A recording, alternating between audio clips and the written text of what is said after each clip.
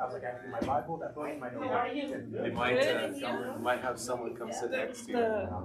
The mattresses, I'm sorry. Oh, it's okay. I know, Buster, how are you? I'm very well, how are you? Good. Yeah, you sure? Yes. Yeah, 1822, 622. I'm glad you're all here. I was wondering, it seems like it's been a while. It's been a while. We just have 3 classes and we're back to. Are we gonna quit again through Lent? Yeah, I might want to also, yes.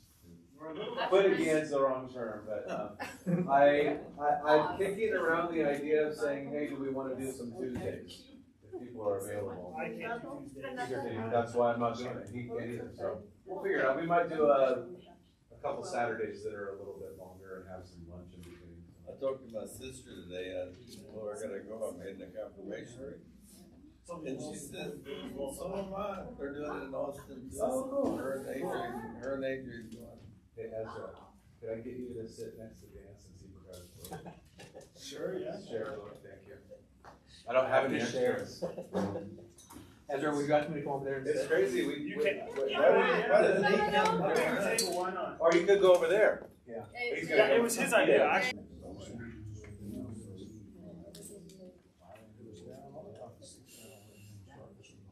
You know what I saw was reading this one. It was documented everywhere because it's a huge documented because they got it. Technically, because it was documented everywhere because the person saw.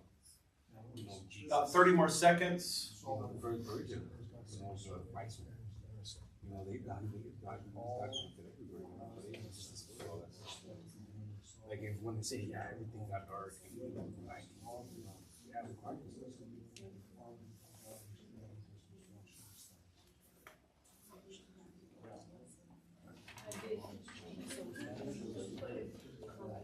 No, that's because honestly, because it was funny.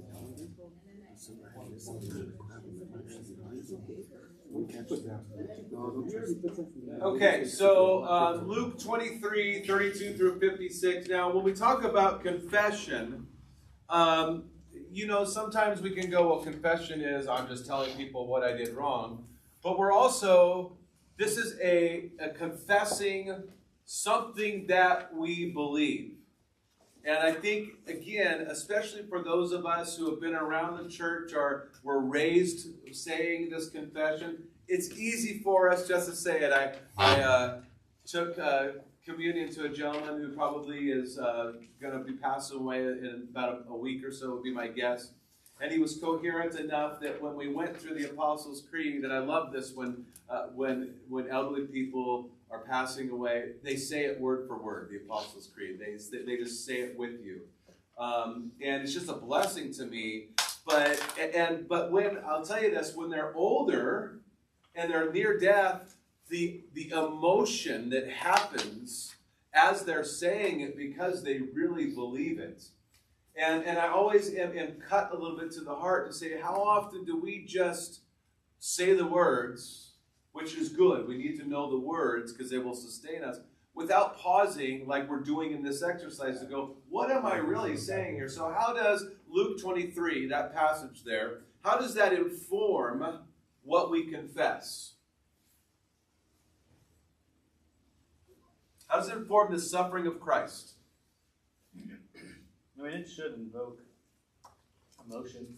Okay. A lot more than just, oh yeah, this thing happened, it's great for me. Yeah. It should be, it brought to tears like every time. He was innocent about it, Okay. And you even have the criminals on the cross saying he was innocent. Yeah, he's innocent. He suffered, right? We say he suffered under Pontius Pilate. Now, other gospel accounts will tell us that he was that Pilate actually tried to get him out of it by having him flogged. And I'm going to be a little graphic, so I'm sorry for those who have queasy stomachs. But when you're flogged, they use what's called the cat o' nine tails, and they stretch you over a post or a pillar, and your back is exposed. And then they have usually 7 to 9 cords that have pottery shards or glass shards. And when they whip you with it and they pull it out, it rips the skin off your back. And so, Gene, that one place where we're saying, were you there? that little rock there is where they believe there's a depth to what Christ did for me that maybe I can just gloss over by just saying a few words. Instead of going, wait a second, there's something that he did on the cross that is amazing for me. And so as Christians, we confess that Jesus became our Lord by dying on the cross in order to rescue us from our captivity to sin, death, and the devil. So, before we get into these verses, what are we saying when we confess that Jesus has redeemed us? He gave up his flesh and his blood. Okay? Maybe we should define redeem. What does redeem mean? Well, we were slaves and he Okay. purchased. Okay? us. Make us worthy. Okay? So redemption has a transaction attached to it. Right? So, you know, when I was a kid, we were living in Santa Cruz and my parents wanted to take us to Disneyland. And so we spent several weekends going to the beach and picking up beer cans that we could turn them in. Sense. Okay, so according to that, what are we saying about that Jesus has redeemed us? Forgiveness of sins. What else? He has transferred us from darkness to the kingdom of his. Okay, now it's a bad example, but we're going to keep talking about what do they do with those aluminum cans? Right? They make something else out of them. Right? We have been, to use modern stuff, repurposed. Right? have you ever seen some of those houses that they flip and they repurpose and it's like nothing looks original anymore. It's all brand new. But they're like, yeah, but you know, that one piece of wood we left. No, right? But the whole thing is that we have been purchased and we've been changed. So part of when we confess that he has redeemed us, it's not just buying us with his blood. He's doing something in that purchasing. He's changing our location. Again, we took those cans from the beach to a place. And then they took them to a place. And so it's not just to purchase something. It's also, when we talk about redemption,